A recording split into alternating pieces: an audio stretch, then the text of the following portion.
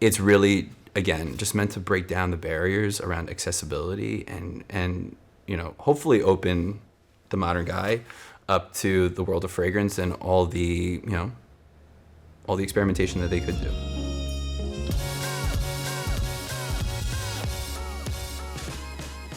Hi, my name is Bryan. I'm the co-founder of Snif, and we're here today to talk about our new sub-brand, Notewrks.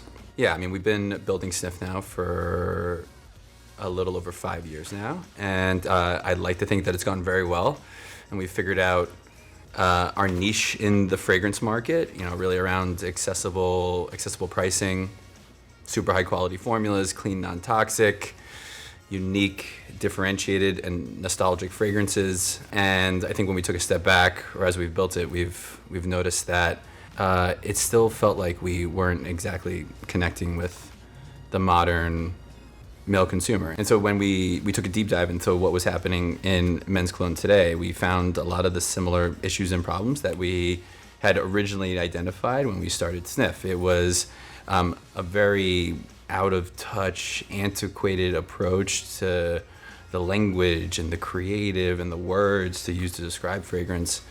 All of the scents were traditional fougères, like, they all smell like barbershop clean or very heavy woods. And it felt like there wasn't any innovation in scent profile.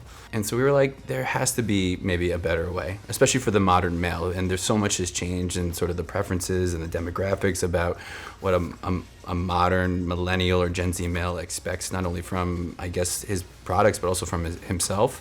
And so we wanted to create a sub-brand that we felt like spoke to the principles and the values of the modern guy, but was also very much grounded in what we felt was drawing them to cologne and to fragrance in the first place.